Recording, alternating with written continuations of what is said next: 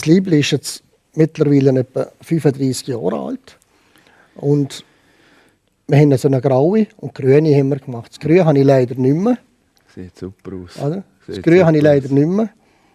Und ja, und als ich das wieder gefunden habe, bei mir daheim, also es klingt jetzt nicht, dass ich sauber habe, sondern ich habe es einfach wieder dann zwischendrin gefunden, habe ich eine Freude gehabt, dass ich das Liebli noch habe.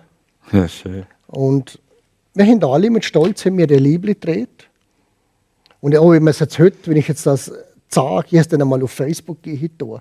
Und jetzt sind so viele positive Nachrichten retour. Das ist so eine super Zeit. Man hast das Liebli noch so cool gesehen. Und es sind alles Leute gesehen, in meinem Alter, vielleicht 3-4 Jahre jünger und sage jetzt 7-8 Jahre älter, die auch dabei sind dort. Und man hat wirklich viel erlebt.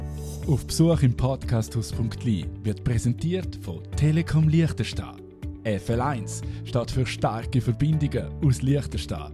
Die aktuelle Aktion: halbe Abogebühren bis Jahresende.